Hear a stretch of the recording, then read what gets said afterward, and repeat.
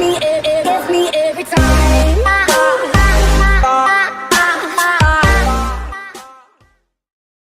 Hi everybody, welcome to the CYshow again, and I have Darren Goldstein as a guest again because we said we were going to start a series. So we're diving in today and we're going to be talking about income, how lenders look at income. So yes, thank you for having me. Of course. It's great to be here. So it's pretty cut and dry. When we look at income, there's a few different kinds of income. So there's hourly income, there is salary income, there's 1099 income, there is disability income, there's social security income, there's everything from, alimony, child support, things like that. Child support is, likely to receive 3 years and over, things like that. But overall, today, what we're going to dive into is going to be hourly income, is going to be salary, and 1099, people who work for themselves. of course, great. Well, let's just dive in. So this scenario, let's say, somebody works at a restaurant, has been there for multiple years, gets paid $20 an hour. What's his process like? Yeah, so that process is basically going to be, in the initial phone conversation, what we'll ask is, what is your hourly rate? How many hours a week do you work? And when are you paid? Like the 15th and 30th or bi-weekly, things like that. Then what we do is we take their hourly rate times the hours a week equals, we times that a week by 52 weeks a year, divided by 12, and that gives us our monthly income. So that's essentially how we would look at that. Got it, of course. And let's say now this scenario, I have a friend who, got a good job after college. It's been a few years since he's worked there, gets paid salary, gets paid $60,000 a year. Is it the same process for him? Same process, yeah, definitely. So what we do is we would just verify on the pay stubs of that specific borrower that their monthly before tax income is going to be what adds up to their $60,000 a year salary or whatnot.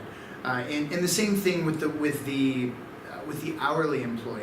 We would, after the verbal conversation, we would look at a pay stub to verify that the hours they said they worked, they actually work, because it's too big of a deal when you're writing offers for our clients and we're helping our clients.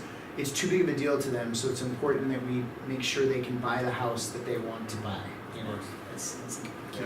And I'm sure there's a ton of people out there that are self-employed. They work in sales. They have their own business. So 1099. Let's just say I have let's say somebody has a juice stand. They make $100,000 a year. What's their process like? Yeah, so great question. So the way that would work essentially is that's going to be 1099 or what's called Schedule C income on your tax returns. So let's say you own that juice stand and we're talking on the phone and you say, I make $100,000 a year.